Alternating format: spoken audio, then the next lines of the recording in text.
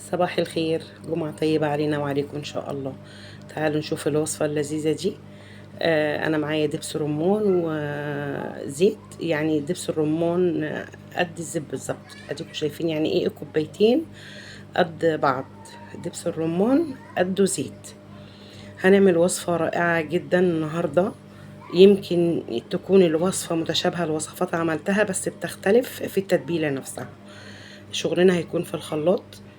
ان احنا هنعمل التتبيله. حطيت انا الزيت وحطيت دبس الرمان عشان يحرك معايا الخضار اللي انا هحطه دوت.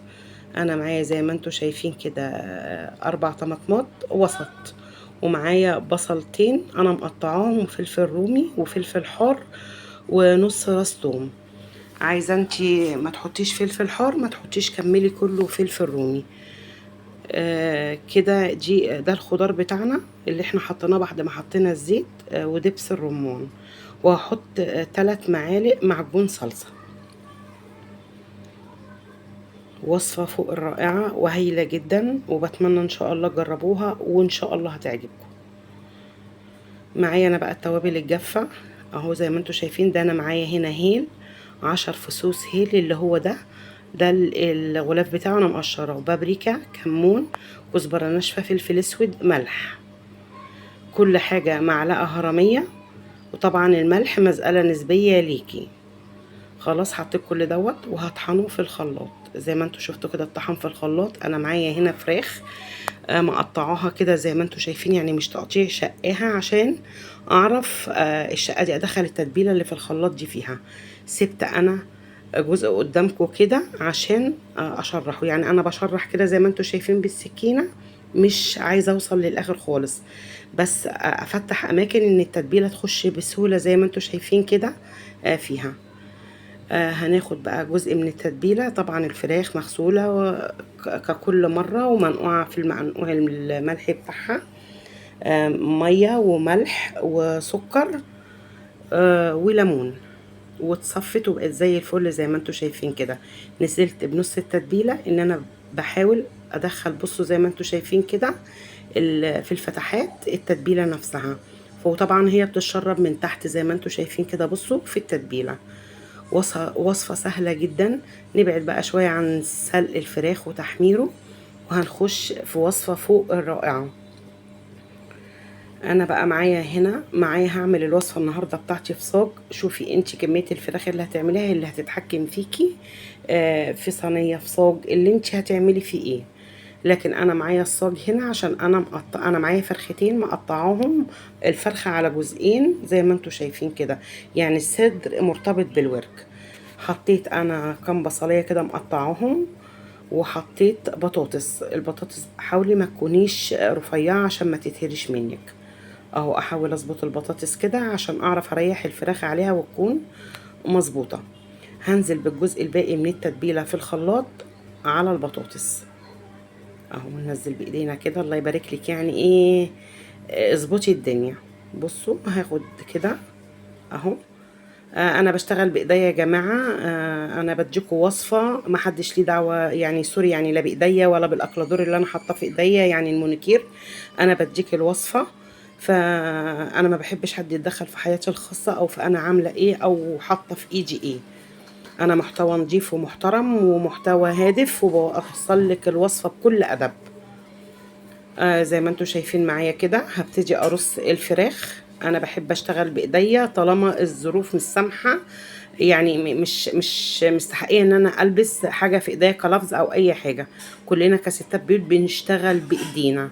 انا نزلت بالفراخ كده، وهنزل بالتتبيله اللي انا كنت حطاها على الفراخ فوق الوش زي ما انتوا شايفين كده. ربنا يبارك في صحتي وفي صحتكم، وما يحرمكوش من لمسة ايديكم في اي حاجة بتعملوها في مطبخكم. بوزع كده بايديا زي ما انتوا شايفين. ريحة الخلطة فوق الرائعة. خلاص كده احنا رصينا الفراخ بتاعتنا وظبطنا دنيتنا كلها. هاجي هنا انا معايا ورق زبدة. بصي بقى، ورق الزبدة معروف ان هو بيتزحلق او ناعم جدا، فانا عشان يثبت هنا على الصاج فبصوا بعمله زي ما انتوا شايفين كده اهو. وهبتدي ان انا ادخله. تسيبيه بره كده لا ما ينفعش. شايفه انا مهما احطه مش هيلزق في الصاج معاكي، ولكن انا عايزه اوريكي. بصي الوضع ده لا، يعني انا مثبته لك الوضع كده من بره كده لا. بصي فانت تدخليه من جوه كده زي انا ما وريتك. ومعانا هنا ورق فويل اهو، ده هيثبت من بره. انا حطيت واحده اللي انتوا شفتوها، وهحط جبت بكرة الفويل هحط 2 تاني عشان احكم الغلق كويس جدا جدا جدا. شايفين انا حكمت دي وحطيت فوقيها 2 تاني من بكرة الفويل دي. دخلتها الفرن قعدت بتاع ساعتين بالظبط، كل واحد بقى على حسب فرنته. وتعالوا نشيل الورق اللي احنا حطيناه بتاع الفويل وورق الزبدة ونشوف الجمال ده وصل لايه. انا قعدت معايا في الفرن ساعتين بالظبط، لان انا الفرنه بتاعتي بسم الله ما شاء الله يعني. ما اعرفش فرنكم ايه، فالوقت بتاعكم هيكون ايه. نختبر بقى احنا كده الفراخ ما شاء الله كده استوت، والبطاطس استوت معانا. فكده انا هرفعها على الشوايه وهاخد من الصوص اللي تحت على الفراخ كده زي ما انتم شايفين طلعت على الشوايه. وده كان اللون النهائي الاخير ليها، ولا اروع من كده. ريحتها مشهية جدا وقلبة الدنيا كلها في الشقة بصراحة من ريحتها. وصفة لذيذة وسهلة وسريعة ومش هتاخد منك اي وقت. شايفين الجمال، شايفين اللون. انا خدت بالفرشة من الصوص دوت وانا رافعاها على الشواية وبقيت احط على الفراخ. بتمنى الوصفة تعجبكم وبتمنى تجربوها. وتعالوا نطلع الفراخ كده مع بعض ونشوفها. بس هي سخنة جدا على الجد. شايفين ما شاء الله، شايفين اللون ولون البطاطس عامل ازاي، وصوص خفيف جدا كل ما بيقعد بيتقل. طبعا انا عملت رز بشعرية لزوم الصاج بتاع البطاطس بالفراخ دوت. شايفين عامل ازاي. تعالوا بقى ايه اوريكم البطاطس اهو. ناخد جزء كده على السرفيس. شايفين الصوص ده طعمه فوق الروعة. رائع بجد يعني. شايفين لون الفراخ عامل ازاي. بتمنى تجربوا الوصفة وتعجبكم ان شاء الله. تعالوا نختبر الفراخ مع بعض. بصوا ما استحملتش ان انا افتحها، دايبه دوب معايا. انا بفتحها كده بالشوكة هي سخنة جدا. تعالوا نفتح المفصل نفسه بتاع الورك عشان نتأكد ان هو مستوي تماما اهو. شايفين اللهم بارك. بصوا بقلبه لكم اهو. بسم الله ما شاء الله الشكل والريحة والطعم. نفتح كده الصدر عشان اوريكم. بصوا شايفين اهو.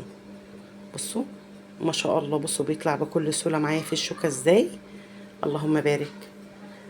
حاجة فوق الروعة. تعالوا نشوف بقى البطاطس وجمالها. واللي عنده وصفة حاجة يبعتها فوق لي على الروعة. الخاص لو عجبتك نعملها إن الوصفة شاء الله لايك مع بعض. وشير وسبسكرايب. نورتوني. شيف لولا. باي باي.